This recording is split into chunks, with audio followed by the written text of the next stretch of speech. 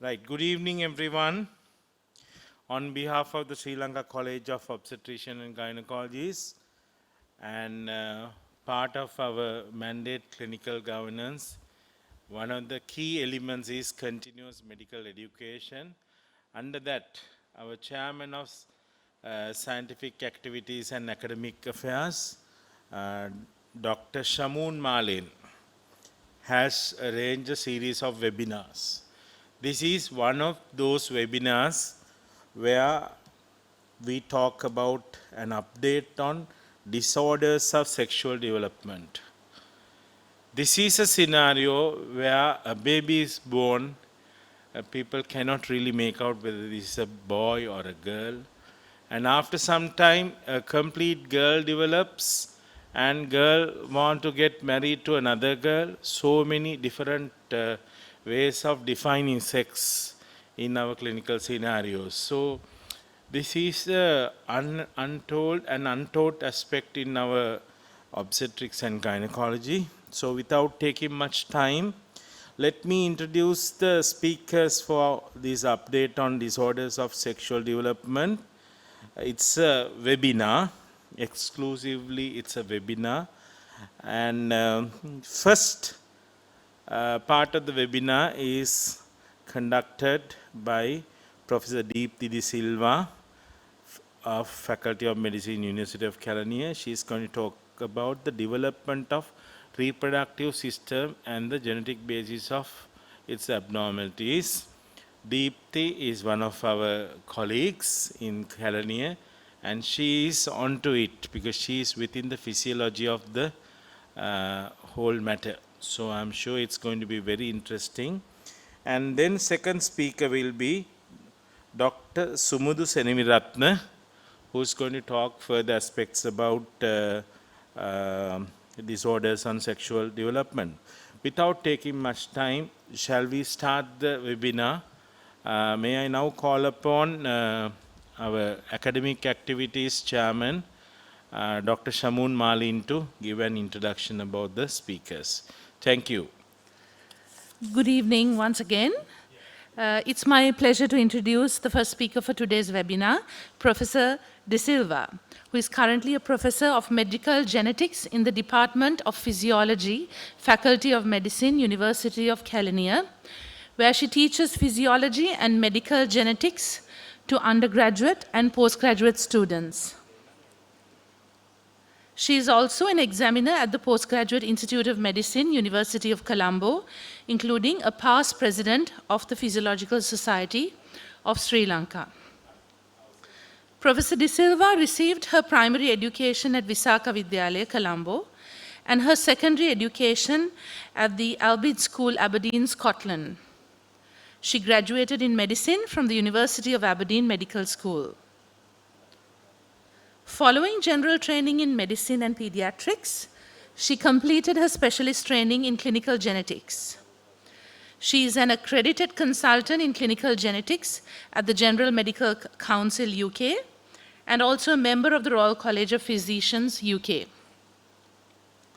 Her current clinical and research interests include diagnosing rare diseases and syndromes, orofacial clefting, retinoblastoma, the psychosocial impact of genetic diagnosis, and developing cost-effective genetic testing for use in Sri Lanka.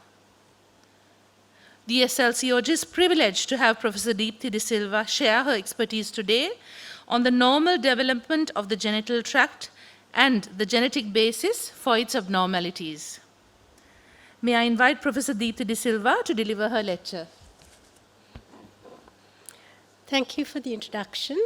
And thank you also for inviting me to speak today at this seminar.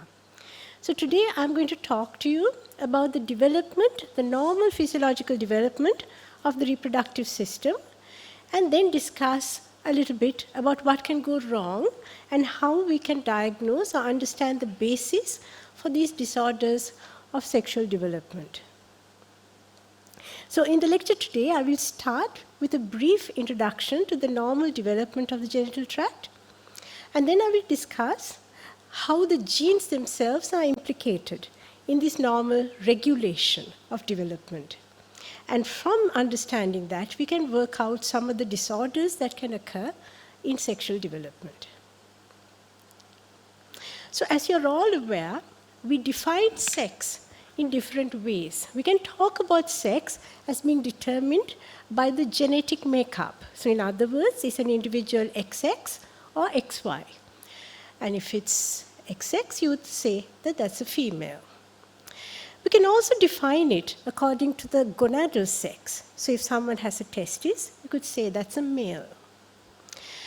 And lastly, and I suppose most commonly, we think about people's sex according to their appearance. In other words, what we call the phenotype.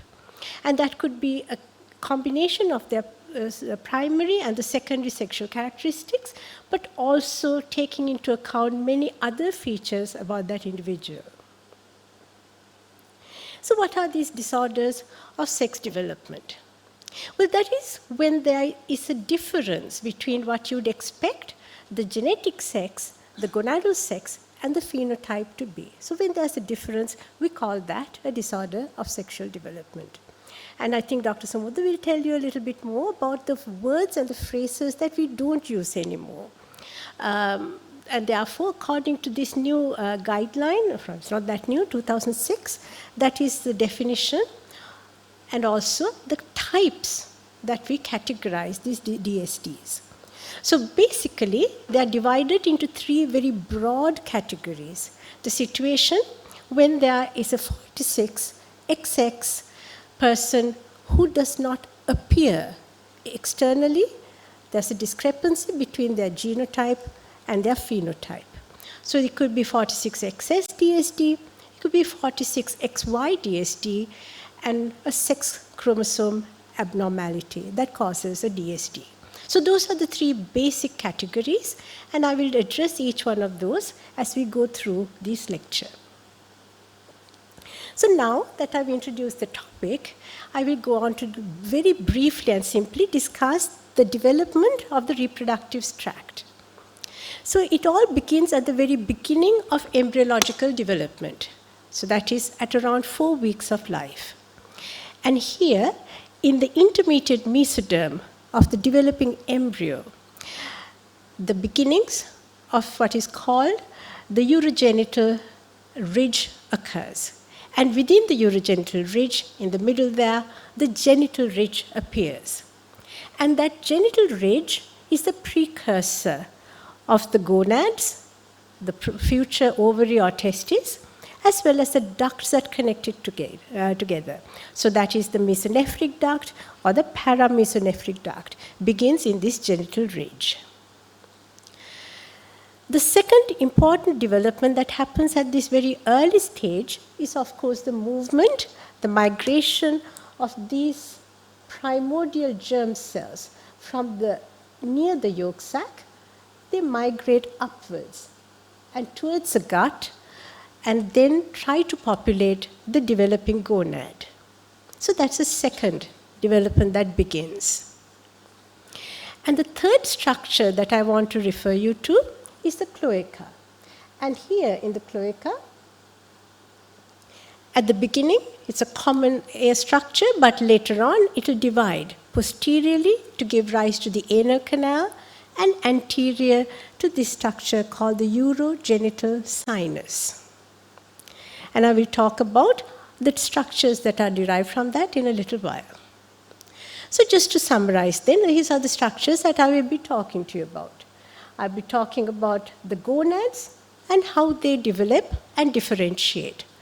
I'll be talking about the ducts, the mesonephric duct, also of course referred to as the Wolffian duct, and the paramesonephric duct, also referred to as the Mullerian duct. So we'll talk about those structures as they develop. I've referred to also the urogenital sinus, which I'll talk about. And the fourth structure that I have not yet mentioned is the gubernaculum. And I will talk about the function of the gubernaculum as well. So it's worth noting that although they, of course, have a beginning stage when it's identical, there are small differences that emerge even at this very early stage of development, where the mesonephric duct begins to develop a little bit earlier than the paramesonephric duct. So that's the beginning of development. Then, of course, at a particular point, around the end of embryonic life, around 7 to 8 weeks of life, differentiation starts to work. And the differentiation of the gonad into a testis. So that testicle develops, of course, from the medulla of that primitive gonad. And what determines it, of course, as everybody knows, is that gene on the Y chromosome, the SRY gene. So in a normally developing XY embryo, the SRY gene will cause the primitive gonad to differentiate down the line of forming a testis. And what is happening in that stage of development? Well, inside the primitive testis, of course, you have those cells that are essential.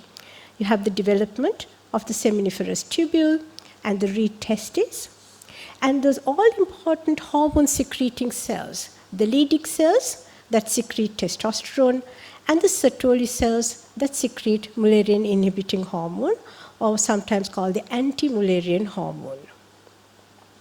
And of course, I've referred to those germ cells that are migrating from the yolk sac area, and they end up moving inside this developing gonad. So those are the cells that will form the spermatogonia for the future. So what happens as a result, and I'll talk in a little bit more detail about what happens with the SRY gene. The SRY gene begins a cascade of changes that leads the primitive testes to secrete the hormones. Testosterone, that will cause the mesonephric duct to be stimulated, and the duct-based structures, the epididymis, the vas deferens, the seminal vesicles, and the common ejaculatory duct to be formed in the male fetus then. And of course, as you remember, the 5-alpha reductase converts testosterone to dihydrotestosterone, a more potent form of the hormone, and that stimulates the formation of the external genitalia in the male fetus. The Sertoli cells secrete the Mullerian-inhibiting hormone, and that, of course, inhibits the it prevents the development of the Mullerian structures in the fetus. So just to recap again, these are in the pink color, the structures that are stimulated to form from the mesonephric duct. So what happens in an XX fetus? Well, what happens is that here there's no Y chromosome, there's no SRY gene. But I'll talk to you about the complexity, about what happens in the development of the ovary later. But basically here, the germ cells have migrated into the primitive gonad, and here in the cortex, it starts to form the ovary. And in that ovary, apart from the primordial germ cells that moved in there, it also causes the epithelial of the surround to become the cells that form the follicular cells of the future gonad. And in the absence of testosterone and in the absence of dihydrotestosterone, the pathway of formation of the ductular system is, of course, the paramesonephric duct. And that goes on to form the fallopian tubes and eventually the uterus and the upper part of the vagina, and they forms by fusion in the midline later. So just a picture to recap the structures that are formed by the paramesonephric duct.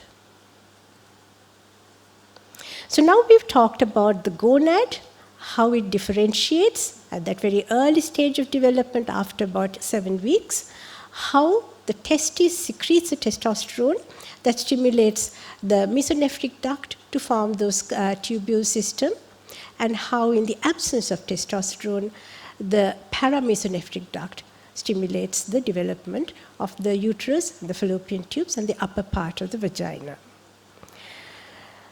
So the gubernaculum, this structure here, as you probably remember, is involved in the movement of these abdominal structures to where it eventually ends up in the pelvis. So the gubernaculum in the male pulls down the testes and all its connections, including its blood and neural connections, down through to the abdomen and then through the inguinal canal into the scrotum.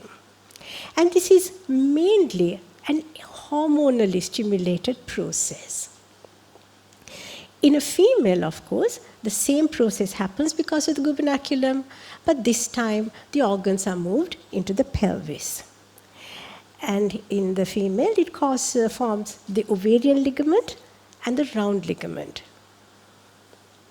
So now we've talked about those structures that were so that's the gonad. We talked about the ducts, the paramesonephric and the mesonephric duct, and the gubernaculum. So the last part that started developing very early in development is the cloaca. So in that stage, I told you that the cloaca separates later into the posterior anal canal, and in the anterior, it forms the structure, the urogenital sinus. So the urogenital sinus in this part here, just show you again, this part here, forms the bladder. And further down, it forms the other structures of the reproductive system. So it forms the urethra in both males and females. It forms the prostate gland and the bulbourethral and the urethral glands in the males. And in the female, it forms the lower part of the vagina and the urethra as well. So again, in the yellow color, it's a male, the structures that are formed by the urogenital sinus, and in the female, the structures formed by the urogenital sinus. So now we have discussed very briefly the formation of the internal genitalia. So now I'm going to talk about the external genitalia. So these around 4 weeks of life, there are 3 main structures that I'm going to draw your attention to. So we have the genital tubercle there. We have the urogenital fold just here. And we have the labioscrotal swelling outside that. So there is a common appearance in both XY and XX embryos. But after around 9 weeks of life, the differentiation begins. So what I want to draw your attention to is the connection here. So this is what we discussed, the urogenital sinus here, and here you see the genital tubercle. So they are close, but they are not at all the same. They're not immediately in contact with each other. So after 9 weeks, of course, the genital tuberosity starts to elongate, and the urogenital fold, that was the inner lining of that, starts to close. The labioscrotal swellings form the scrotum. And all of this is stimulated by dihydrotestosterone. In the female, the fusion does not take place. So what happens is that the urogenital folds are open and they form the labia minora, and the labioscrotal form the labia major.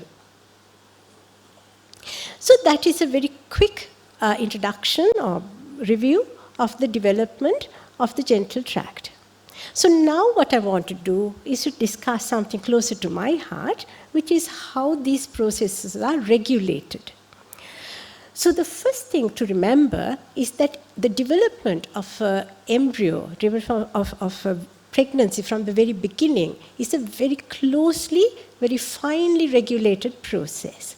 And it involves accurate timing.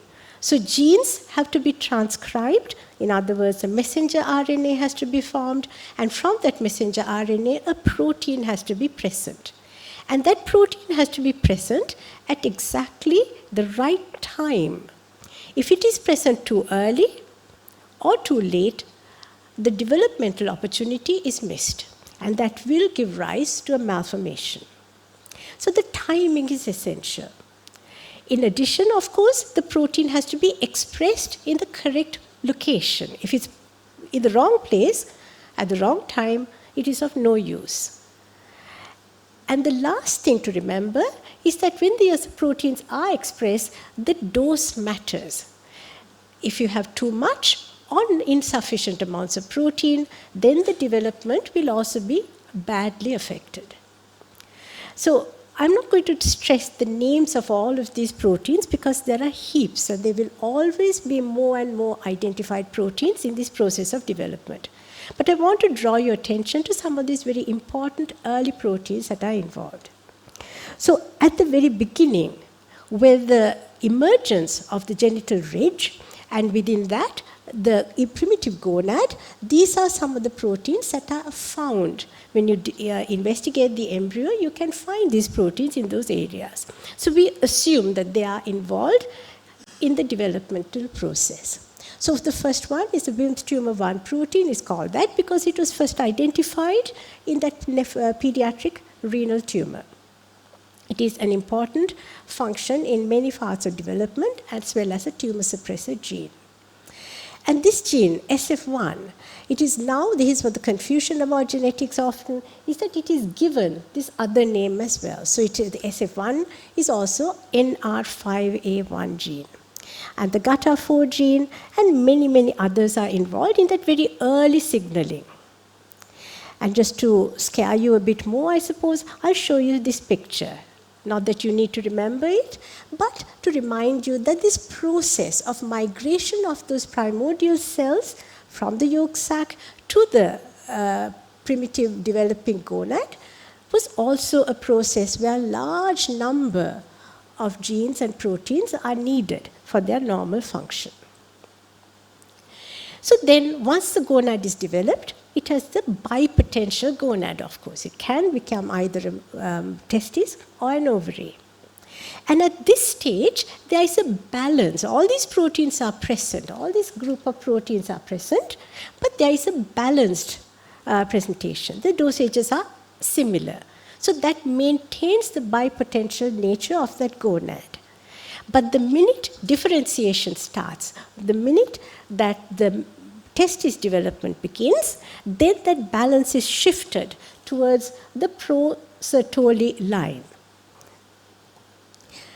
So it all begins, as you all remember, with the SRY gene. The SRY gene is found in the Y chromosome. So there is a representation of the X chromosome and the Y chromosome there. So you can see that the X is much larger, and it has got lots of genes that are involved in many other aspects of life. But the Y chromosome, the small chromosome, is mainly involved in reproductive development and maintenance. So normally, just to revise what you already know, you remember that in this process called meiosis, the chromosomes pair up. Two chromosomes come close together and they exchange chromosomal parts. So when it comes to the X and the Y chromosome, they're very different. There's no commonality for most of the genes there. But they do pair up. They have to pair up for normal meiosis to take place. And for that reason, there are these regions at the top of the X and the Y chromosome and at the bottom of the X and the Y chromosome. The regions called the pseudo-autosomal regions. So because of the pseudo-autosomal regions, they can pair up. But why am I telling you this? That is because I want you to notice that the SRY gene here is located very close to the pseudo-autosomal region. So that means that when the X and the Y pair up, which they do, and they exchange genetic material normally, that's fine. But sometimes, accidentally, the SRY gene can get lost. It can get swapped over to the X chromosome. So you can imagine what that means. The Y chromosome will be there, but without the SRY gene. And when it comes to the X chromosome will have the SRY gene. So an embryo that develops from that will obviously have altered genital development. So you can have an embryo with 46XY DSD with the absent SRY. So basically, the child will be born with 46XY, but the gonadal development will not be that of a typical male. On the other hand, a pregnancy is resulting from an X chromosome that contains the SRY gene. The child will have a genetic makeup of 46XX, but in terms of gonadal development, it will have evidence of SRY initiated development of the male gonad as well. So this explains the role of this all-important SRY gene. So the SRY gene here is critical. It is the initiator of the differentiation into a testis. But what we know about the SRY is that it is expressed, it is produced, the protein is produced for a very, very short period. There's a very short burst of protein formation. But that is essential. Without it, testicular development will not take place. But in this very short period of burst, what it does is that it activates another gene, causes the development of a protein, the formation of a protein called SOX9. And beginning all of this, of course, are these other proteins. So SF1 that I mentioned earlier, WT1 and GATA4 that are involved in stimulating the formation of SRY. So it's a continuing cycle of messages that are passed. So there are messages that come to the SRY gene to stimulate it to form the SRY protein. And the SRY protein in turn stimulates SOX9 activity. And together, SRY and SOX9 stimulate testicular development. And in particular, it stimulates the development and the formation of hormones from the Leydig cells with testosterone and from the Sertoli cell of the Mullerian inhibiting hormone. So this protein called SF1, it is present from the very beginning. It is present in both the XX and the XY embryos. And in the XX embryo, where there's no SRY, the process, the signaling is less. But what happens is that balance in favor of male development takes place. So what happens here is that SF1, just like SOX9, stimulates the Leydig and the Sertoli cells. So you can understand that there is a complex pathway, but these three players, SRY, SF1 and SOX9, are deeply involved in the formation of the testes. So you would argue, and there's evidence that in humans, as well as animals where the gene has been knocked out, you can show that if you knock out the gene, it causes a disorder of sex development.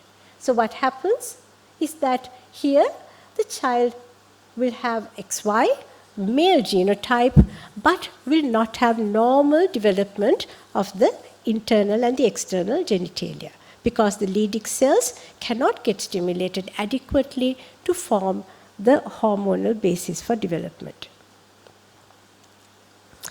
What about SOX9?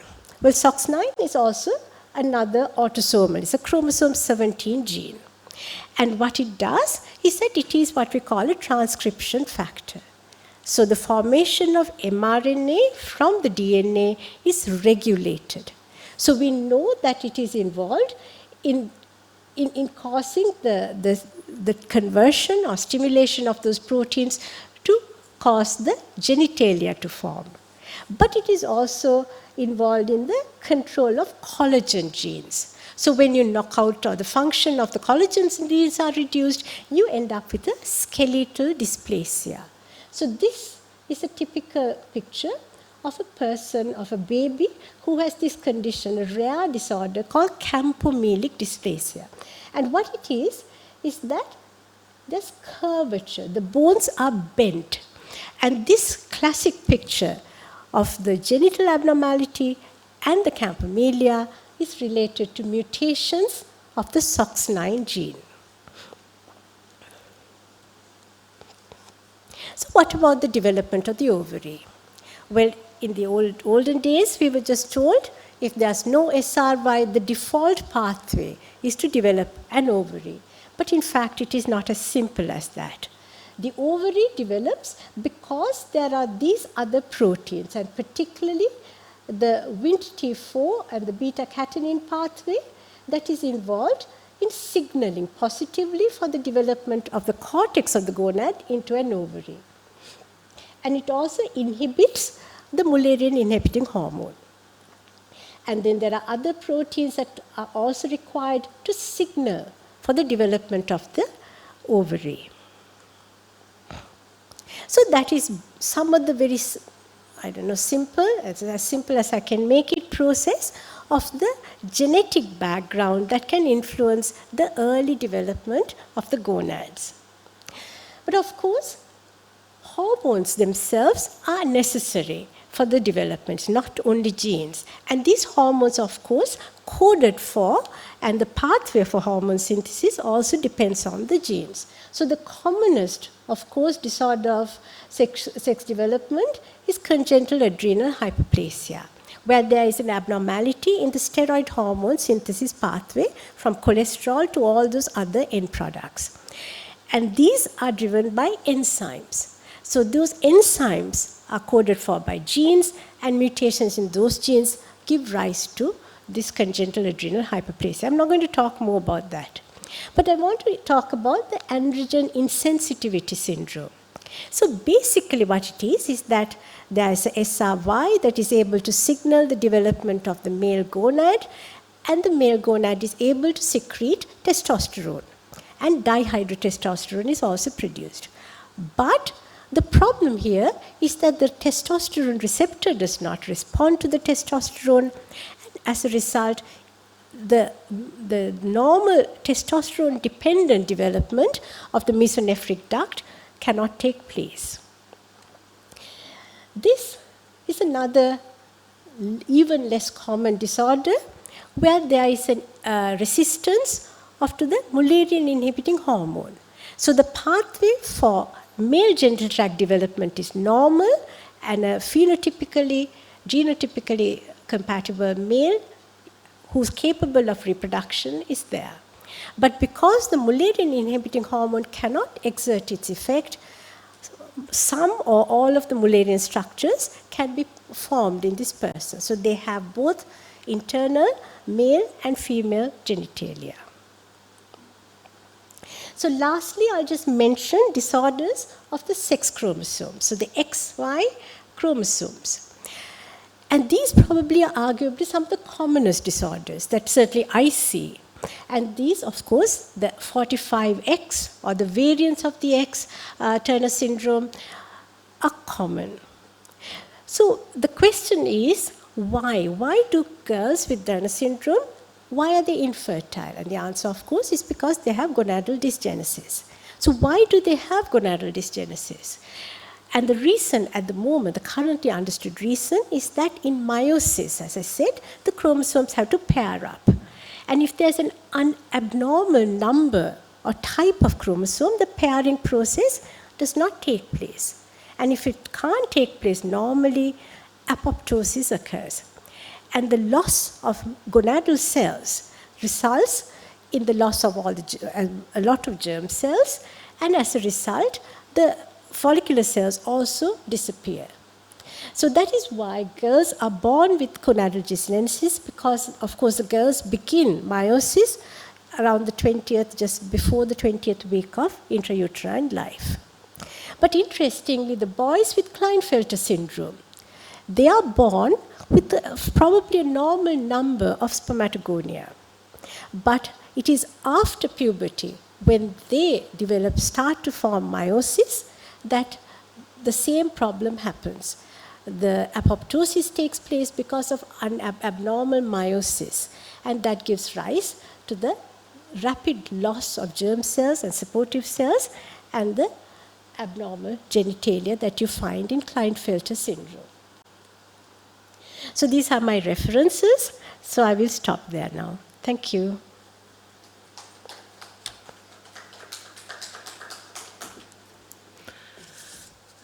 Thank you very much, Professor Deepti De Silva. Thank you for trying and simplifying as much as possible a topic that is so complex. Next, to deliver the second lecture for today, I am pleased to introduce Dr. Sumudu Nimali Seneviratne, who will be speaking to us on the management of a neonate with ambiguous genitalia.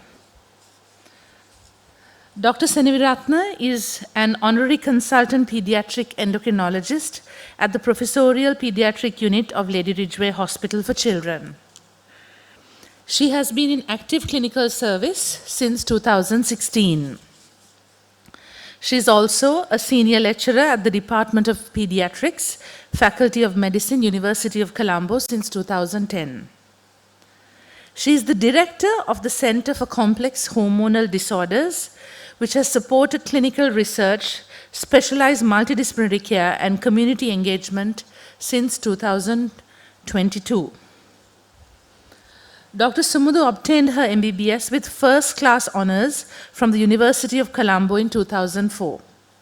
She then completed her MD in pediatrics from the Postgraduate Institute of Medicine, University of Colombo in 2011, and was board certified as a specialist in pediatric endocrinology in 2015. She additionally obtained her PhD from the University of Auckland, New Zealand in 2016. In addition to the 3 distinctions and 2 gold medals she was awarded during her undergraduate studies at the University of Colombo, Dr. Seneviratne has won many other awards, including the President's Award for Scientific Publication in Sri Lanka in 2016, the New Investigator Award at the 9th International Conference on Children's Bone Health, Austria, in 2019, and the Faculty Oration Medal at the Faculty of Medicine, University of Colombo in 2021. She has published 33 full research articles and 34 research abstracts in indexed peer-reviewed journals. Dr. Seneviratne, we are excited to have you to deliver the next talk. Over to you. A very good evening to, and thank you very much, Dr. Marlene, for those kind words of introduction. And I would like to thank the Sri Lanka College of Obstetricians and Gynecologists for inviting me to talk about an issue which is very close to my heart. So I'm going to talk to you today about the management of a neonate with ambiguous genitalia. And we will briefly look at the very important things which need to happen probably in an obstetric unit before the pediatric team is called in. Now, there are many challenges when we talk about disorders of sex development, and one of the most challenging issues is one that arises at birth, which is the question of gender assignment. And I think it is something that probably the obstetricians and the pediatricians need to, it's very important that we look at this issue together. I know Dr. Professor Deepti De Silva has talked extensively about the genetics of disorders of sex development, so I will just talk very briefly about how we approach it as clinicians. So we'll also talk about how we kind of try to arrive at a diagnosis, and very importantly about the legal issues regarding the gender of assignment and birth certification at birth. I'd also like to remind my obstetric colleagues about a condition, congenital adrenal hyperplasia, which you may pick up if you are vigilant, which can cause neonatal mortality in the early infancy if it is not picked up in the delivery rooms. And a few do's and don'ts, and what happens after the newborn period, the challenges these babies face in the future. So let me start by going to a scenario which is more common to you. This is your, I think, your baby, so as to say. So in the delivery room, when a baby is born, as I understand, one of the first things that the parents are interested in and what is discussed is it a girl or a boy? So in many cases, it's a very simple question which can be answered simply by looking at the genitalia of the baby.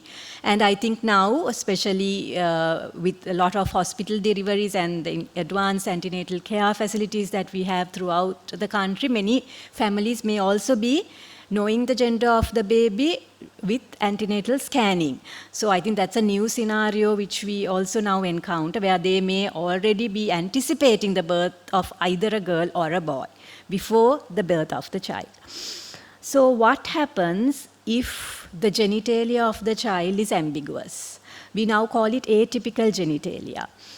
What do the first responders, how do they deal with this problem? So it is a we call it a social emergency, because it is a very stressful time, and it's a time where there is a bit of chaos, I'm sure, in the first responders, the staff who are there, because I think we tend to, that's a question which we take for granted that we can answer. But it is very important to understand that there is no answer to this, the gender of this baby, there is no easy answer. So what do we do in this situation? Remember that, I know you may know this more than me, that the first question that the whole family, extended family and friends are going to ask is, do you have a daughter or a son? So from the family point of view, it is a dire emergency, because they need to answer all these calls. So that is what the picture depicts. What should have been a happy moment becomes very fraught with anxiety if we don't divulge the gender at this time. So the family will naturally want to know, and they might really push you to tell you. So it's very important at this stage, if you pick up typical genitalia, not to commit to a gender. So when we say atypical genitalia, we use certain terminology to describe these genitalia. Now, when you look at this child, you can see that the labioscrotal folds are completely, I wonder whether you can see the arrow. Right, so you can see the labioscrotal folds are completely fused. And the phallus, we won't call it a clitoris or a penis. We can't say, it's a phallus. And it's important for us as pediatric endocrinologists to know the stretched phallic length. So that's one of the first things we measure. So to call it a clitoris, usually anything more than 1 centimeter is abnormal. We would call it clitoromegaly. And anything less than 2.5 centimeters would be a microphallus, not a penis, a micropenis, basically. So anything between 1 to 2.5 centimeters is abnormal, right? So that's how we look at it. And then we look at the fusion of the labioscrotal folds. Now here it's completely fused, so a little more like a boy, but the phallus is small, more like a girl. And you also need to look at the site of the urethra and see whether there are 2 vaginal openings, that is the opening of the vagina and the urethra, or just one opening. And then very importantly, whether the gonads are palpable anywhere in the inguinal canal or the labioscrotal folds. If the gonads are palpable, they would most of the time be testes. So at least based on the earlier lecture, we know that at least a testicular differentiation would have happened. That's why they have descended down. So we then think we are dealing with an undervirilized male. That does not mean we are going to bring this child as a male. So that is very important to understand. There are lots of questions we need to answer before we assign the gender of Rari. The presence of testes in a child with ambiguous genitalia does not mean that this child's the best option is to a male gender of Rari. Likewise, the absence of testes also do not indicate anything very much, not enough information to assign the gender. But I think the most important thing that the obstetric staff will need to do is to counsel this family at this point. After that, we will come in, I think the pediatric probably it will be a pediatric endocrinologist that you should probably seek advice from, and we will look at all the other things which follow, which would be arriving at a diagnosis and assigning the gender of rearing, and then there are lots of other things which we will look at as we go along. So it's very important, and I'm basing this on my experiences with around 100 children with DSDs who we see sometimes after late diagnosis, sometimes when they have been misaligned at birth, sometimes when they have had a birth certificate which gives wrong gender to what we believe is the best for the child. So this is through the experiences of a lot of families that I'm kind of talking on this. So it's very important to communicate openly with these families. Remember, they will cope with the situation. So if you say, I'm sorry, we cannot tell for sure, there is a problem, my experience is they do take it up. They have to take it up. But if we commit and I think it's a boy, but I'm not sure, then they will tell others it's a boy. It's going to be that scenario. So to be very cautious. The family would obviously be concerned, and one of the most important things is confidentiality, because things go out. It's a sadly, it's something that people tend to talk about. And if they can't, it would be very important for others not to know that this is a baby who hasn't been assigned. And, it's a difficult situation. You need to handle it very sensitively. But very, very important to avoid gender assignment until we have all evaluated. And the best team would be a center with experienced multidisciplinary team before we assign the gender. Remember, my experience is that even parents who haven't gone to school, with a low socioeconomic status, it doesn't matter. They will rise up to the occasion if we deal with our own. I think what's happening is probably the midwife or the junior doctor who is there might feel that it is their duty to tell the gender. And even if there's a little bit of ambiguity, I think they feel pressure to say it. It's important to train our junior staff not to do that. If there's any doubt, to seek advice from senior staff. I think with that, we will have greater, a better start to life for these children. We always encourage the family to participate in decision making, so it is fine for you to say that you don't know, because that is what we will also tell them. And we will wait till we have more information before we commit.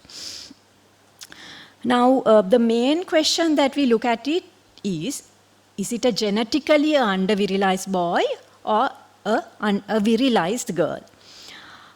And how do we do this?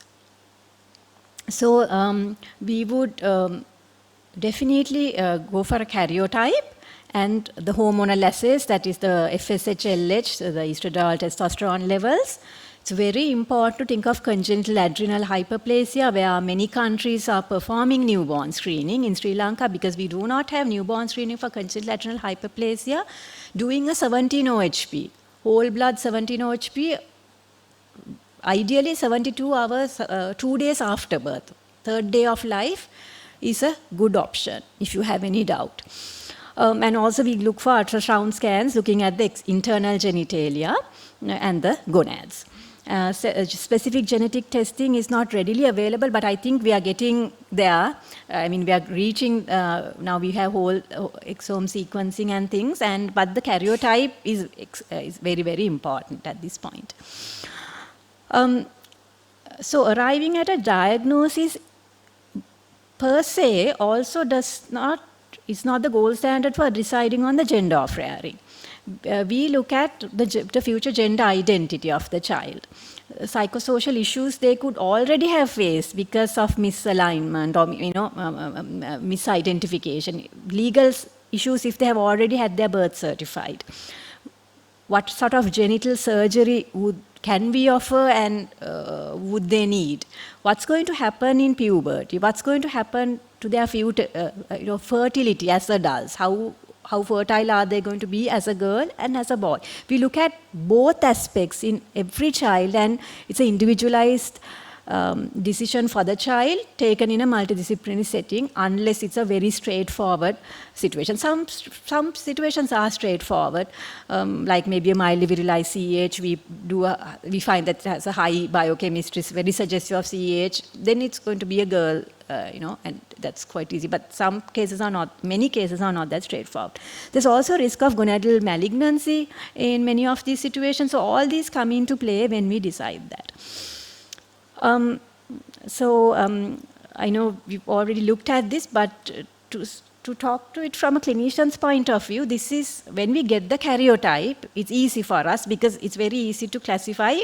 It's either if they have a normal 46XY phenotype, then that falls into that category. If they have a normal female karyotype, that is a 46XX DSD.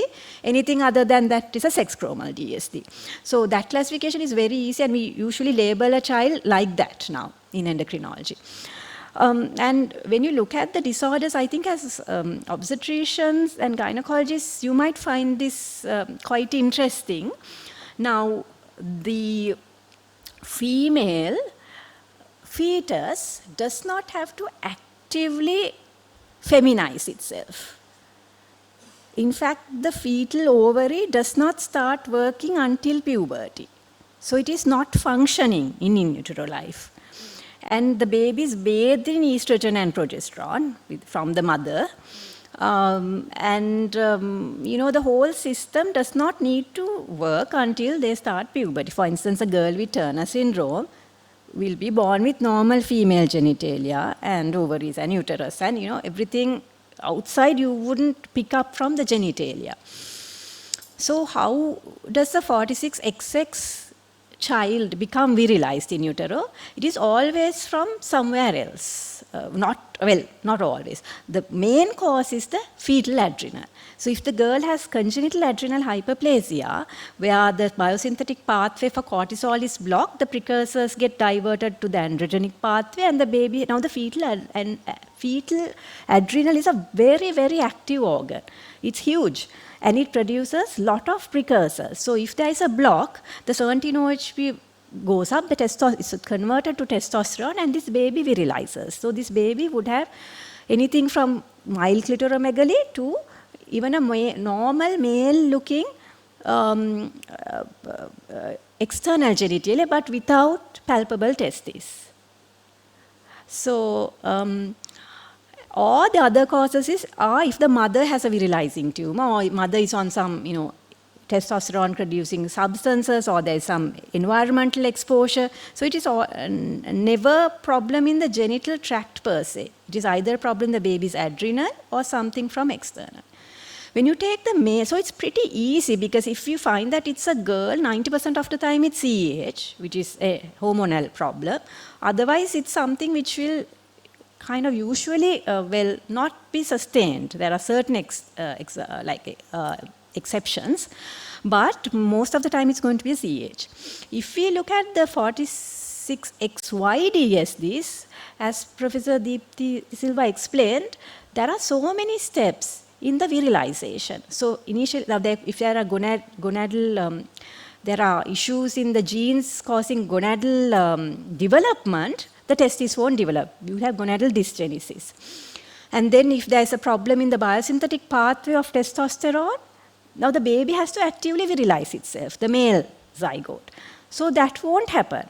Or if the testosterone action is not there because of receptor mutation, again there might be partial. So you can have a male baby with atypical genitalia due to a vast variety of diseases. And even in the best of centers, probably about half the babies are still undiagnosed because there are so many genetic disorders. So it's a more difficult situation most of the time. And then we have the sex chromosomal DSDs, which are fortunately easy to pick up because the karyotype will give us the idea. They're not easy to manage, but they're easy to kind of at least classify under this. Now, how does all this help in the gender of rearing? So there are certain conditions, like if you have a girl with congenital adrenal hyperplasia, most of the time we would go for a female gender of rearing. There are exceptions, but most of the time. If we have a 46XY with a complete androgen insensitivity syndrome, they are going to be complete female in their gender identity. They have not had even an ounce of testosterone action in their brain. So they will think like females, they will not have a uterus, they will not have ovaries, but their gender identity would be female. And anyway, they won't be fertile as males, and they won't virilize. So we have a huge issue, we simply cannot virilize them, so they are best reared as females. But there are other situations where it is, most of the time it's not that. For male, there are certain conditions. You may have heard the concept called penis at 12. There are some children where they're ambiguous or look more like females, but at puberty they start severely virilizing. So those are the conditions: 5-alpha reductase deficiency and 17-beta hydroxysteroid dehydrogenase deficiency, which we don't want to miss because they will virilize at puberty and they will want to change. So in those situations, if we pick it up, we do a male gender assignment. But there are so many diseases that I won't be able to go through in detail, but finally we look at the best quality of life for this child throughout life, not only in early childhood. So we look at the probable gender identity, anticipated sexual function, fertility, what are the surgical options we can offer them, what is the risk of gonadal malignancy, then also the psychosocial factors. Sometimes, however much we want to, we believe that this particular gender of rearing might be the best for this child, if the family has told everyone, and they say in their society this child will be a complete stigmatized, marginalized child, if we have to change, and we have no option. Sometimes if they decide that, we can't force it. So there are instances like that where we have to come to a joint decision. The appearance of the external genitalia also plays a role, right? And then whether they were pre-diabetic. So these social factors, when you also tell the gender during ultrasound scan, these are important things to remember. I know this is a rare situation, but you do cause a precedence when you do that. And then we come to a joint consensus, the family and the team. We usually have a psychiatrist and the endocrinologist and the pediatric surgeon in our team. And if possible, having a genetist and a social worker is very helpful as well, and a psychologist.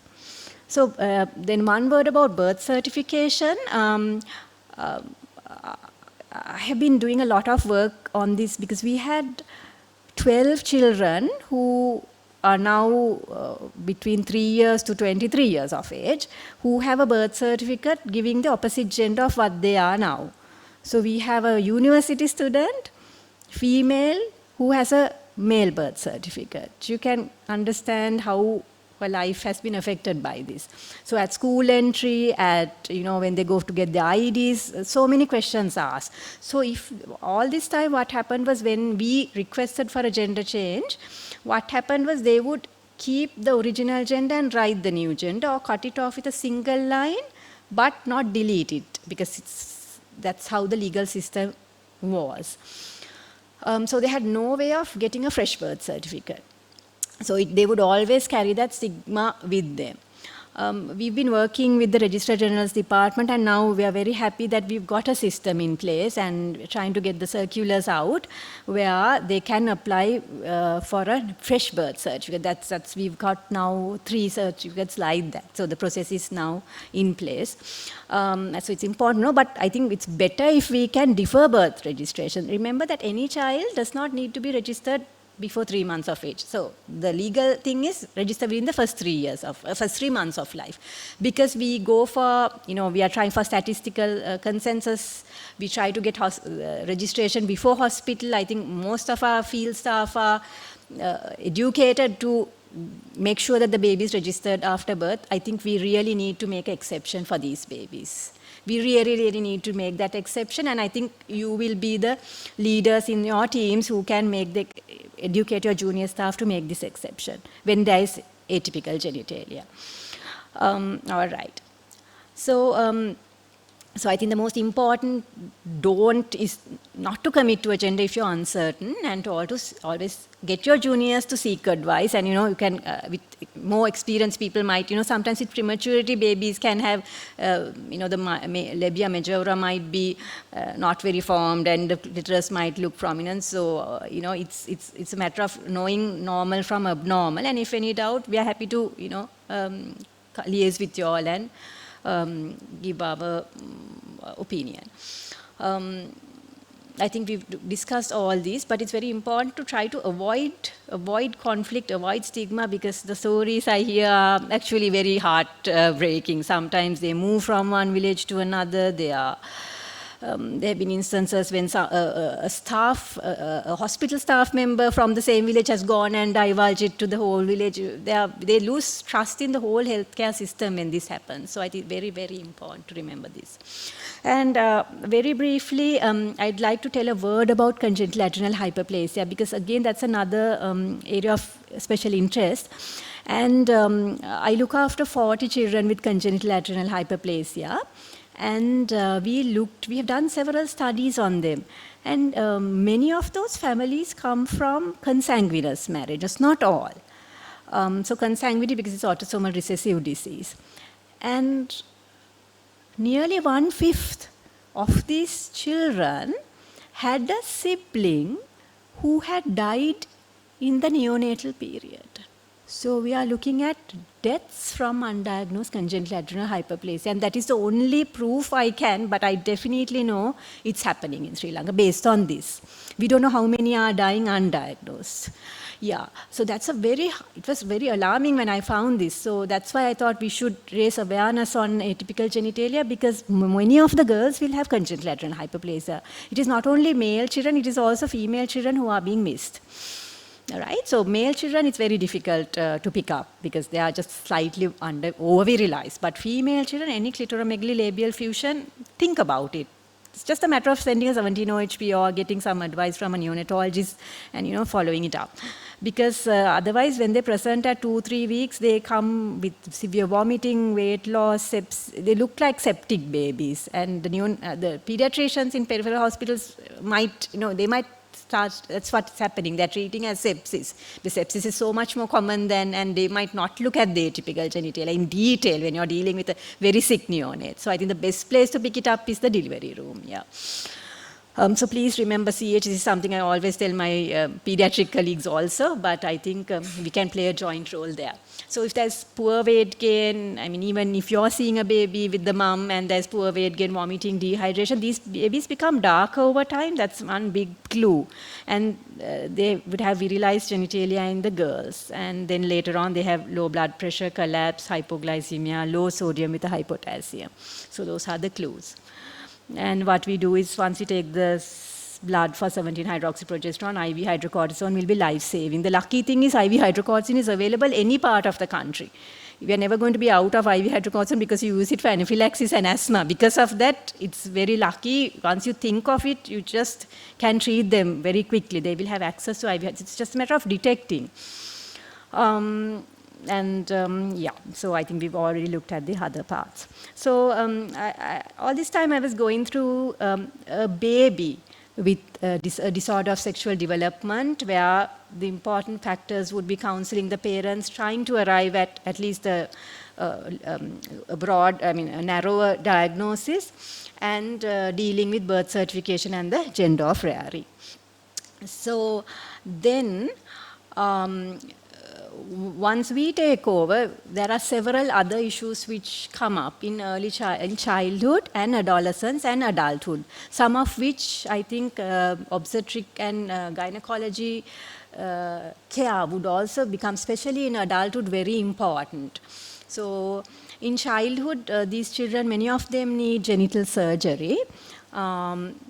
And we also deal with the psychological part of it, their gender identity and the psychosocial issues. So minimizing psychosocial issues is one thing that we can do at the time of birth. When you look at gender identity, there are two things which affect the gender identity. One is how much the fetal brain was exposed to male hormones in utero.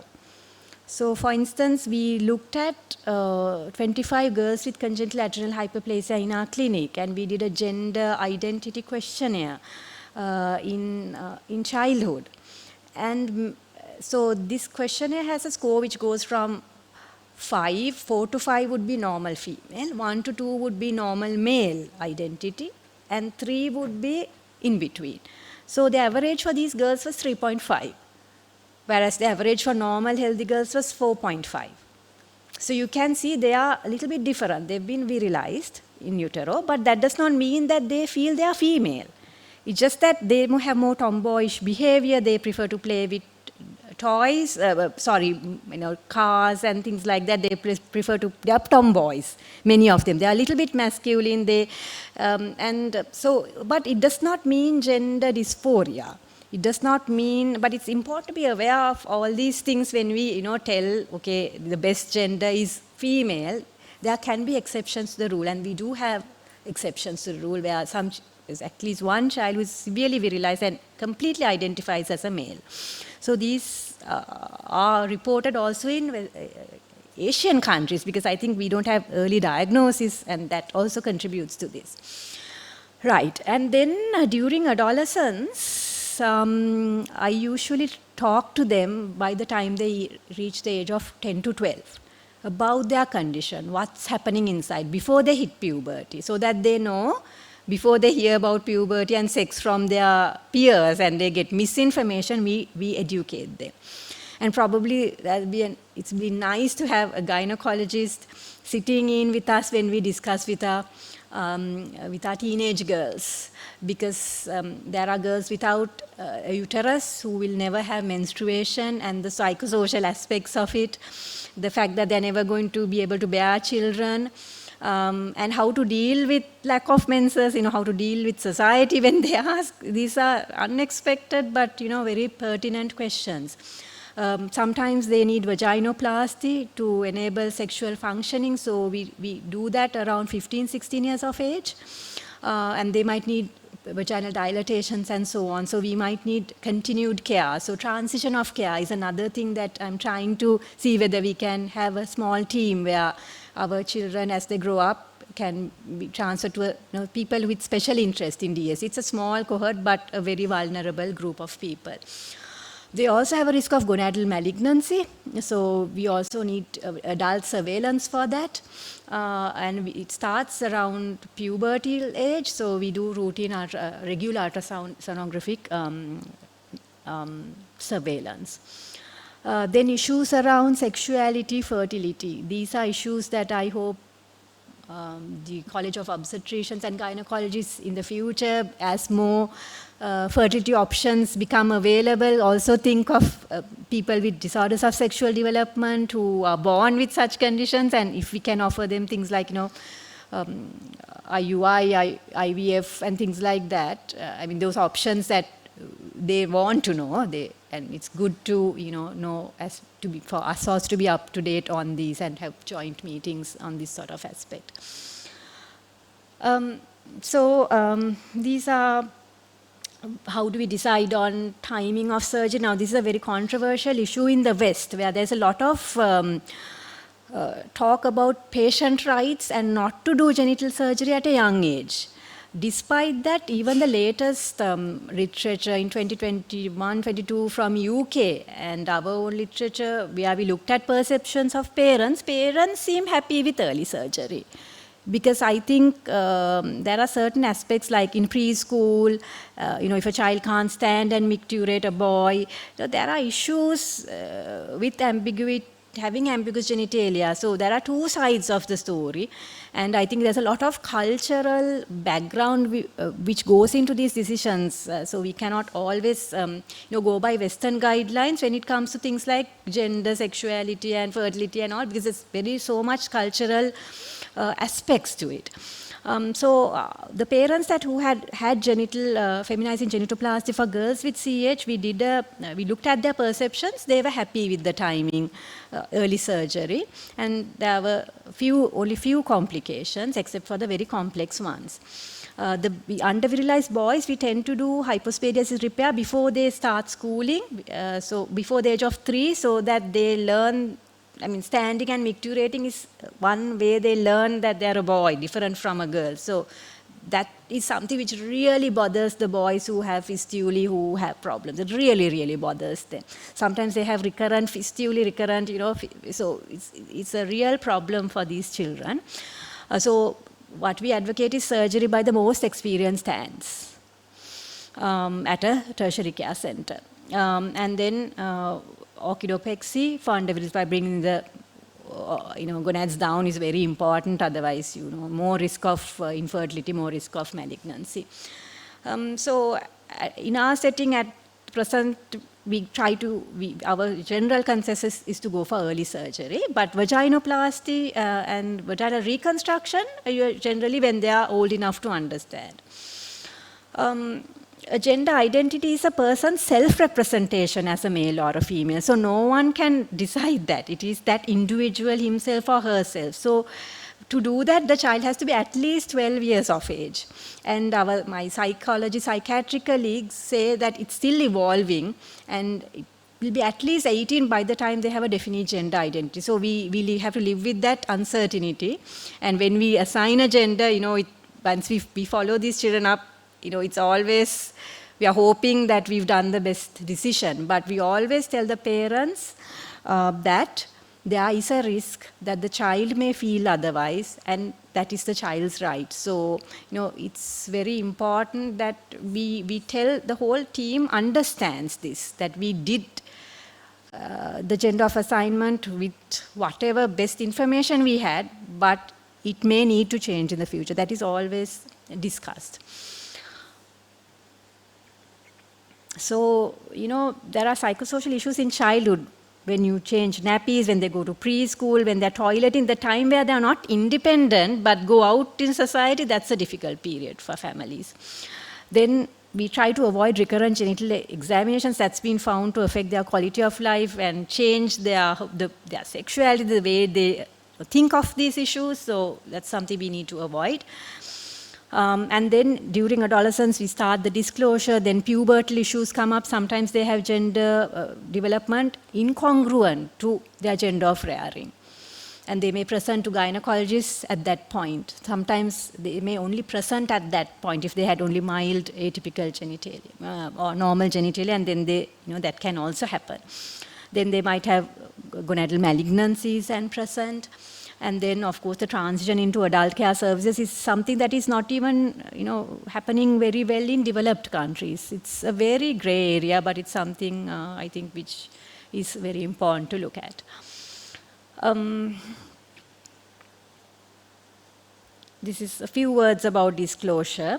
So, based on personal experiences and what the Western countries are doing, they start talking about these as early as 5 years of age. That's a little too early, I think, for our culture. And I've been trying this out, asking children, do you feel happy to talk about it? And by the time they're 11, 12, they are very happy to talk about it. 10, no, they don't feel comfortable. So and each child is different. Some of them have sat down and said, I'm not going to go from here till you tell me, because I'm really worried about this. Definitely you tell them as much as they want, right? But only as much as they can handle. So fertility, we will leave for the third discussion. We go gently.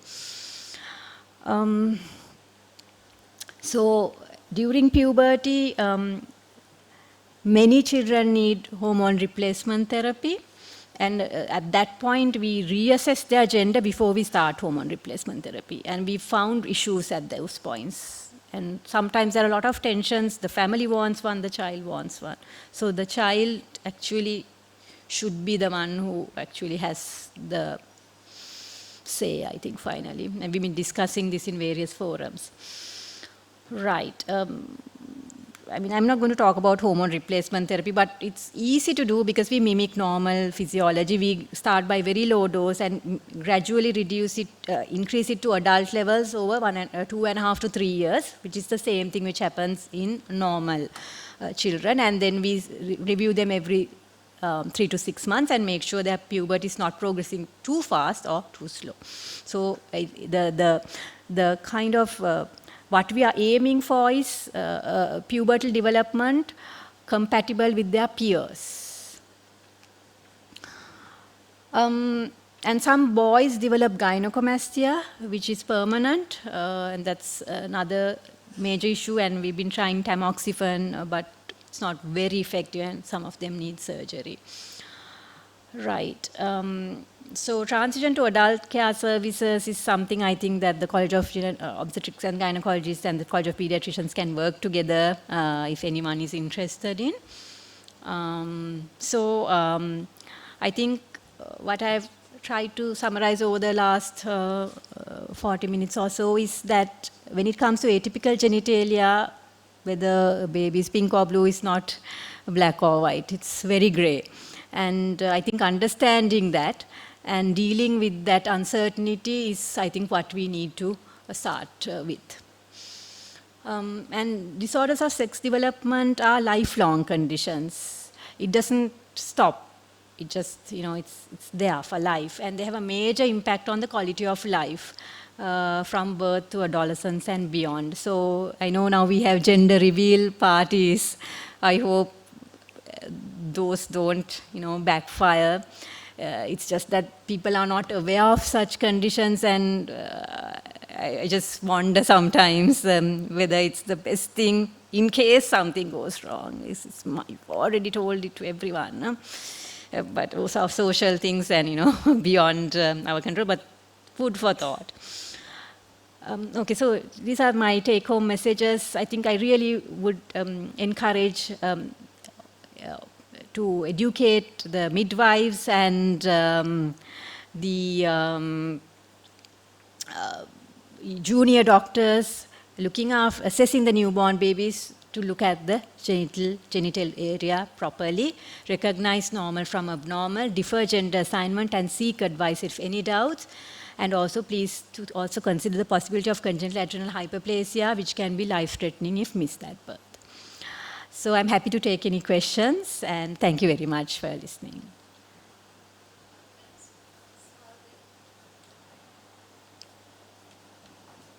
Thank you very much. That was a lovely lecture.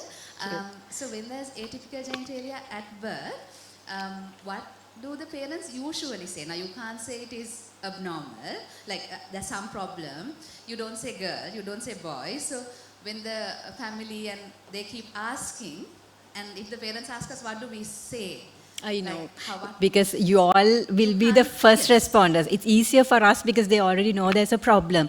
But what I say is that we can't tell. I say we cannot tell whether it's a girl or a boy. And I know that's not something that doctors are supposed to say, but we have, that is the correct answer. Tell. Yes. So if the parents say, okay, what do we Yeah, so of course we don't stop at that. Yes, yes. The first thing is to tell that you cannot, not to commit, right? Yes. And then say, you can show them the genitalia and say you can see there's some small abnormality. So I would like to do some investigations and get some advice, or refer to some other doctors and try to tell you definitely without committing. And I think it's important for you at this point, if not to tell the others, just say that the doctors wanted to do some tests and they will confirm, because there's no other way we can deal with it. It's a very, it's actually the problem is on the parents rather than us, because we can say we can't tell there's a problem with the child. How they deal with it, well, they do deal with it. They are happier when the damage is not done. I'm talking long term. I think it's important for us to tell the midwives, the nurses, everyone. Definitely, yes. Yes, we started to do some programs with Family Health Bureau. Asia Foundation has been helping me with the birth certificate issue, and they're also trying to raise more awareness on this.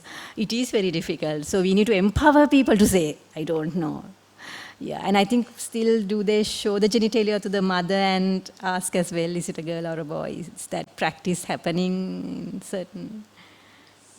sometimes. Yeah, we do that sometimes. But Yeah. you can see it's a girl or you can see it's a boy. Exactly, but yeah, so those things probably aren't appropriate, and especially when you think about conditions like this, yes. Thank you very much. Thank you very much, Dr. Sumudhu.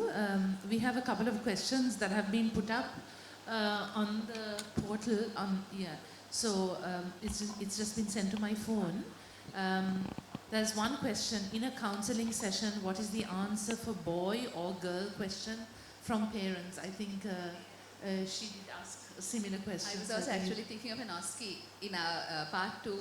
Okay, no, it's like this. So, I mean, that is the question.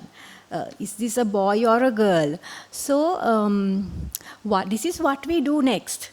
I mean, to expand on the question, we say, now by that we want to look at the internal genitalia, see what is inside, and we need to know what hormones the baby is having, and the genetic. People know those, right? And then when we get the karyotype, we tell them, okay, XY is boy, XX is girl. So the genetic sex is this. The external genitalia is this. The internal genitalia is this. The hormones are this. So there are so many aspects. So each one, there might be incongruency between these. So we discuss, we tell. And then we tell them, so if we were to bring up your child as a boy, this is what's going to happen. These are the hormones this child will produce or not. I mean, male hormones obviously. Will he produce or not? Will it work or not? Will he be fertile or not? If we bring up as a girl, will she be fertile or not? Will she have menstruation or not? In our culture, that's very important still. Will she, during puberty, what will happen? So for each condition, as we need more knowledge, but those are the questions we tell them. And we generally tend to tell them both sides. And, surprisingly, people don't tell us to decide. No, they understand and they talk about it. They ask questions and they go back, discuss, and generally we have multidisciplinary team meetings if it's very complex. By the second meeting, they have decided what with information. Now they have the education to deal with that question rather than an uneducated decision.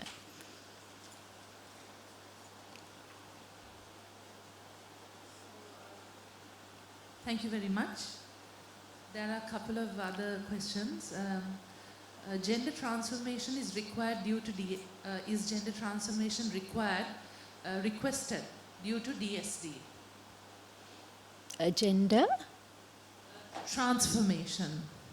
Probably reassignment. Possibly, yes. Yes. That's what they mean. If it's gender reassignment, sometimes medically, even in childhood, we do recommend, because if it has been unevaluated and after evaluation, medically we could request for gender reassignment. Then the child or the family could request for gender reassignment due to gender dysphoria if they are unhappy with the chosen gender. So definitely, it is higher than in the normal population. If you are talking about gender dysphoria, it's higher than in the normal healthy population, because for obvious reasons they are having different exposures to hormones rather than the normal population.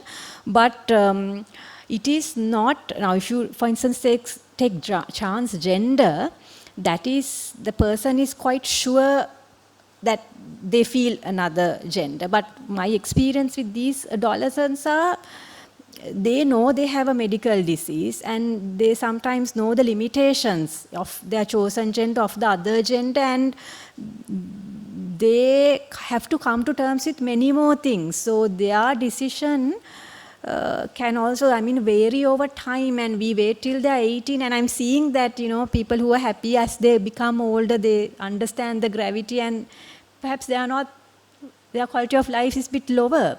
But going for gender transformation is not something that depends on the condition also, but it's not, I haven't encountered it very often. Another question. We have questions asking us, would it be better if you can elaborate on hormone replacement in puberty? That's a long question. So, depending on the gender of rearing, we will give the appropriate hormones. For Turner syndrome, obviously it's going to be estrogen. Start with low dose, like the adult dose is, if the adult, we give 2 milligrams for teenagers. So we start by 0.5 every other day. So like 1/8 of that, and we go up every 6 months. So depending on the gender of rearing. As they get more female hormones, their gender identity will also, start conforming to that, as with normal puberty. For males, it's testosterone, IM testosterone injections. That is if they don't have gonads or they have non-functioning gonads. Some of them have functional gonads and they will go into spontaneous puberty. So we observe and see. And then if they are not going into spontaneous puberty, we do. Sometimes they go into incongruous spontaneous puberty. So boys will start developing breasts, girls will start virilizing. At that point, we look at everything again, and it's hard. When do you start progesterone in a Turner syndrome if you were to start estrogen earlier? Yes. So there are certain, I know if a child does not have a uterus, we never start progesterone. If there is an intact uterus, we start it 3/4 of the way. That is at 1.5 milligrams of estrogen. That is 3/4 of the way up. Or when they start menstruating, whichever comes first. If they have their first bleed, then after that we give the cyclical progesterone for the last 14 days of the cycle. Throughout their reproductive life, and we tell them we will stop around the age of age of menopause, around 50.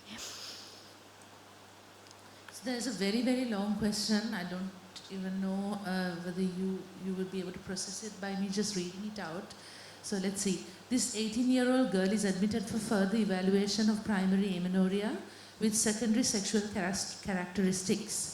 She has ambiguous genitalia since birth, but she has been defaulted follow-up and not on any medication so far. She has ambiguous genitalia. Her pubic hair and breast development are Tanner's 5. Then I've got some investigations of this girl. 17-hydroxyprogesterone 6.66 nanograms per ml. Serum sodium 141, potassium 4.9. Buccal smear for Barr bodies less than 30, XO phenotype. Karyotyping 46XX. Oral hydrocortisone 2.5 milligram Mane and 1.25 Nocte started defaulted follow-up by 2 years. I think I It's will a bit need. too much, yeah. How old is the patient? Have they mentioned? 18-year-old. Right. I'm happy to see. Yeah. I have my clinic on Monday afternoons at LRH. I do see 18-year-olds. It doesn't matter. There's lots of, unless I just give you this I laptop. Or, I can share my email and Yes. maybe they can liaise with me. right. It's It's too much, isn't it's it? I feel need the to same, yeah, I need more information. Yes, but I can if you want I can share my email so that they can text me. We can type it probably. Shall I read out my email or? Yes, so the participant who has actually message, we are going to message him back. Sure. With your email address. Sure, that will be which is, fine. do you want to tell us separately so we can type it out to him? Or? Yeah, I'll come down and yeah, say. otherwise Okay. It's a bigger audience Yes. listening. Thank you. Thank you.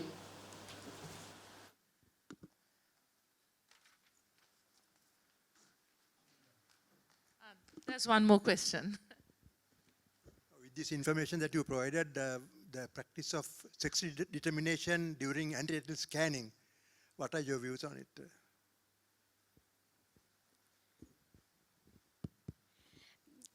It's actually something I started thinking when I was invited to speak at the College of Gin and Herbs, because again, it's surprisingly many of my patients are from low socioeconomic status, and they have not had antenatal scans with the gender most of the time. but I think now it's going to be an issue, isn't it? So it's just that I think the incidence is low. Because you are creating the stress in the parents in advance. You're advancing the stress. So stress becomes at birth when you see ambiguous, they are under stress. Yes. But now in antenatal screening, if you do the sex determination and if you are unable to assign the proper sex, then from that time onward, they are under stress. I guess, isn't it common practice to say we can't say, I'm not sure. Yeah, but if you say that if the ambiguity, then from that time onward, they are under stress for the rest of their pregnancy, and that will affect in other ways. Because I'm there not are no medical sure indication. whether ambiguity would be picked up, no, on ultrasound scan.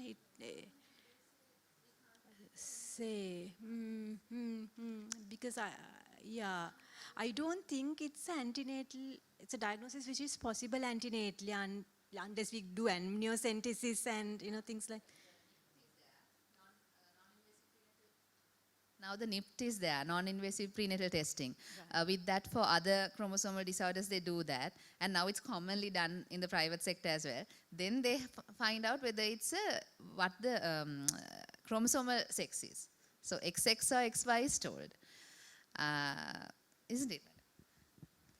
I guess it's Majority of the NIPT now either says Y chromosome detected or not, rather than whether there is 2 X's or XY.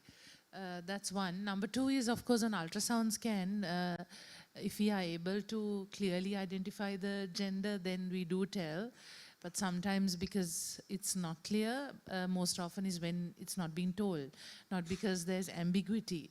Because on ultrasound, it's difficult sometimes to just see the gender because of the position of the baby. However, there have been instances where, you have an undescended testis, and then you can't really see clearly, and then people have difficulty even though the baby is in a good position, we can't really tell. So it may very likely not be due to a DSD, but just because of the prematurity Yeah. and so on. I guess there are no consensus from, if you look at the pediatric endocrine, guidelines, where many Western countries must be doing this. There is no guideline, against ultrasound gender assignment. There are some centers in India where they don't do sex determination at all, and it's illegal also for them. Okay, right. So whether we can have some guidelines. I guess on that this, might need to come the from college of your pediatricians, college. of obstetricians to pursue that. It's. I don't think, because it's such a rare condition. Because even the international guidelines don't give antenatal. It's just that. I think if the parents know, it's okay, because even I think it's a problem of them telling everyone, and having parties. It's being on social media as well. The extent that society is now publicizing this might not be the best, because it's a personal issue. They don't realize that there might be, that is, I think it's good to be cautious. But I don't think I don't think we can issue guidelines from obstetric scanning point of view. It might be a decision that you might need to take on individual basis, perhaps. Thank you for the question. I'm sorry I don't have an answer for that.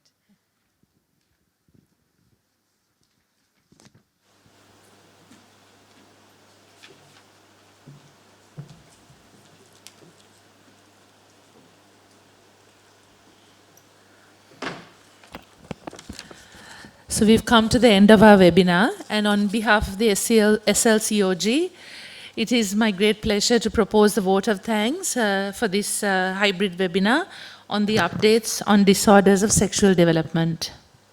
So firstly, I would like to extend my sincere thanks to our two speakers, Professor Deepti De Silva, Professor in Medical Genetics in the Department of Physiology, Faculty of Medicine, University of California, and Dr. Sumudha Seneviratna, Honorary Consultant Pediatric Endocrinologist and Senior Lecturer at Professorial Unit of Lady Ridgeway Hospital, for dedicating their valuable time with us and sharing their expertise on the disorders of sexual development. Now, this topic was really requested by the postgraduate trainees because they had identified this area as something that was difficult to understand and they had gaps in their knowledge. So I'm very thankful to you both for addressing this and trying to simplify it as much as possible. Next, of course, I would like to thank our sponsors, Mr. Ushan Piris, Associate Director of Business Development at Merck, and Mr. Nuwan Samira, Sales Coordinator of Merck, for sponsoring today's event. I would also like to thank the staff of SLCOG for always assisting in coordinating and organizing these webinars. And also thank the participants who are here today and those who have joined us online. So today's lecture was very helpful to us all in enhancing our knowledge. And thank you once again to our speakers. We have arranged some refreshments in the ground floor, so please join us on the ground floor to enjoy this. Thank you.